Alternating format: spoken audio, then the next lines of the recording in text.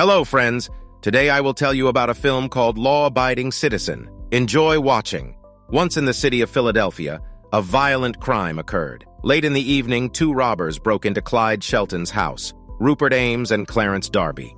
With the words, "Can't fight fate," they immobilized and wounded the owner of the house, and then mercilessly killed his wife and little daughter right in front of him.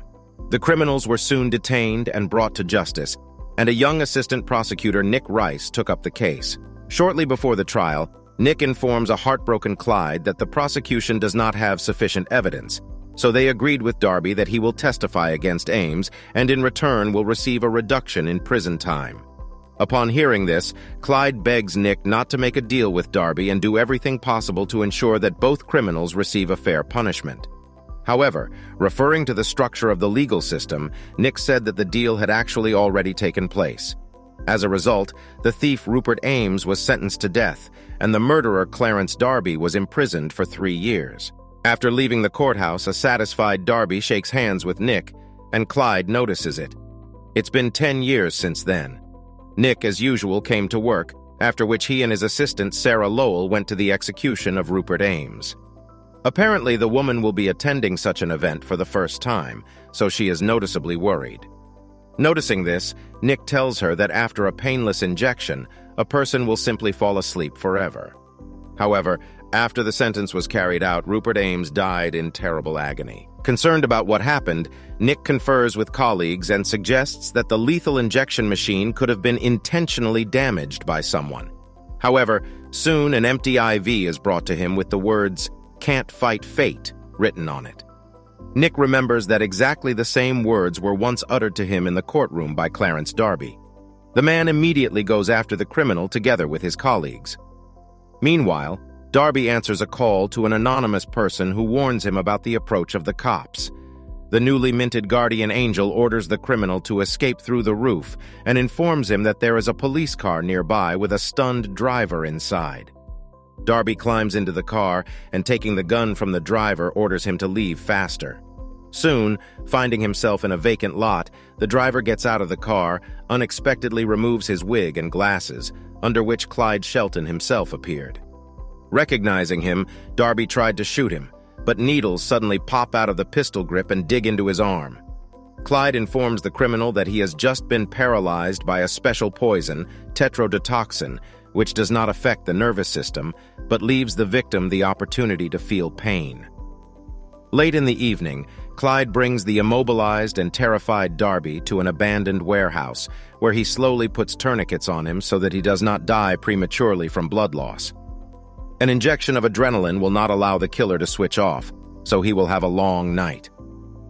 Clyde clearly enjoyed the massacre of the murderer of his family, having filmed the whole process of dismemberment on camera. The next day, the police find Darby's mutilated body and eventually realize that Clyde is the only one who had a motive. On the same day, Shelton is arrested.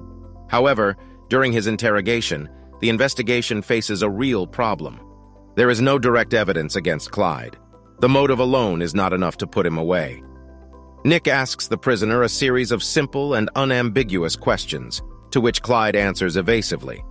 But when Nick was about to leave, Shelton said that it would not be possible to prove his guilt in court anyway. Clyde accuses Nick of negligence because he did not admit directly that he killed Ames and Darby. He just said that he wished them dead and imagined killing them in his head.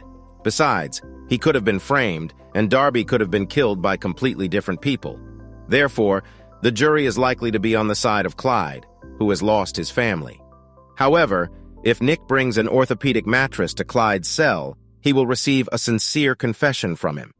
At the same time, a courier brings a disc with a video recording of Darby's murder to Nick's house, which scared his wife and 10-year-old daughter very much. Upon learning about this, Nick gets very angry and finally succumbs to the persuasions of his colleague Jonas Cantrell. A colleague offers to satisfy Shelton's request in order to get a confession and put him behind bars. The trial soon took place, but Clyde did not keep his word and told the judge that the prosecution did not have enough evidence of his guilt. Therefore, if he is not released on bail, Clyde will regard this as a violation of his constitutional rights. For greater persuasiveness, Shelton mentions a fictitious precedent, and the judge, believing his words, is ready to let him go.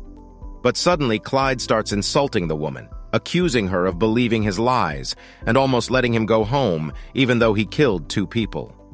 Shelton is sure that because of judges who do not know the laws, hundreds of criminals are released every day.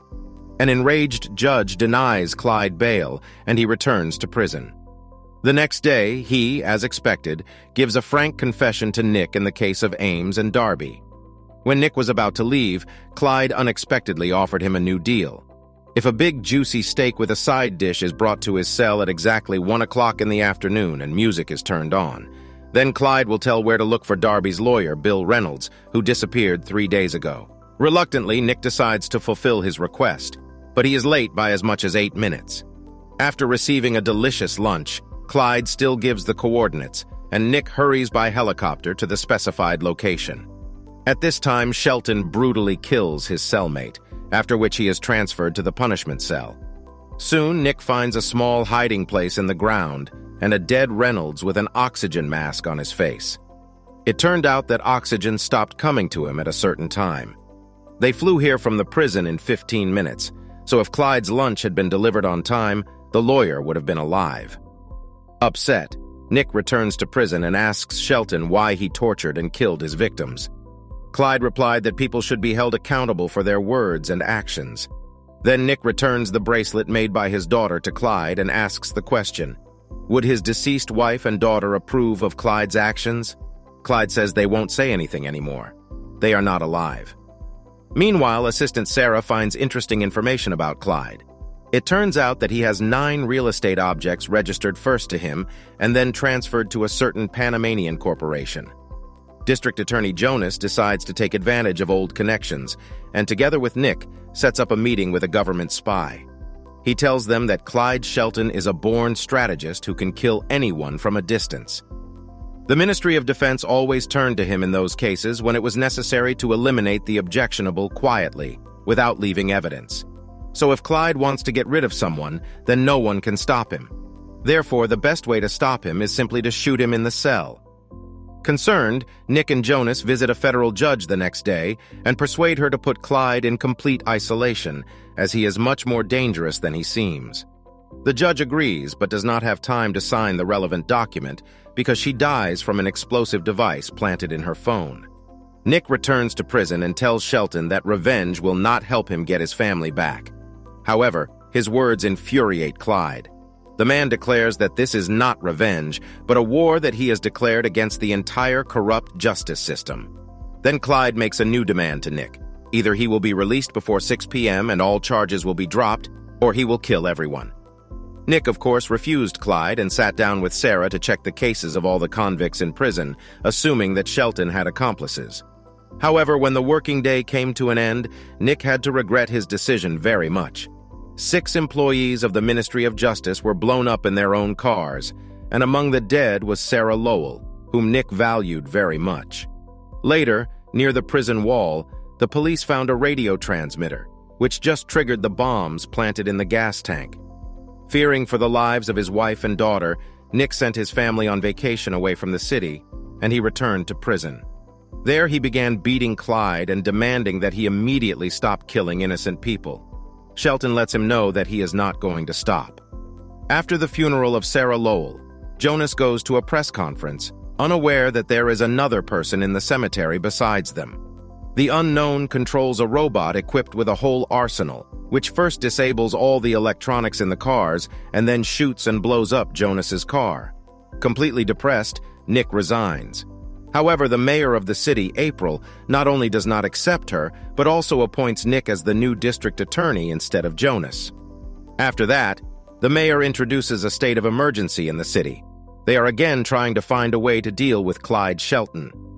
Unexpectedly, Nick receives a letter from Sarah's boyfriend, Chester, who decided to help the investigation and sent a list of Clyde's expenses for the purchase of industrial facilities over the past 10 years. After analyzing the data, a shocked Nick discovers that Shelton owns a huge warehouse right near the prison. Together with his colleague Dunnigan, he immediately goes to the address, and after carefully examining the room, finds an underground tunnel. After walking through it, the men find a lot of various clothes, plans of government buildings, radio transmitters and monitors broadcasting images from video cameras in the prison. Soon, they also discover the tunnels leading to all the prison cells. However, Shelton's own punishment cell turned out to be empty. Meanwhile, Clyde, disguised as a janitor, entered the city hall without obstacles and left powerful explosives right under the meeting room where the mayor was going to hold a closed conference in an hour. Realizing that Clyde is planning to kill statesmen, Nick and Dunnigan go to the mayor's office and ask the police to send reinforcements. On one of the floors, Nick notices a janitor's cart and hurries there with a sapper. As he had expected, there was a lone suitcase in the empty hall. Looking inside, the sapper found an explosion device in it, which is capable of blowing up the entire floor and a couple of upper floors. After some time, Clyde returned to his punishment cell and was greatly surprised by Nick's presence. The man recognizes Shelton's intelligence and tries to persuade him not to detonate the bomb, since by this ruthless murder he will desecrate the memory of his daughter. Nick adds that he has learned his lesson and will never make a deal with the killer again, and Clyde will face irreversible consequences if he detonates this bomb. Despite the prosecutor's words, Shelton activates the bomb anyway. Nick immediately warns Clyde that he has 25 seconds left to live, and in a hurry leaves and locks the cell.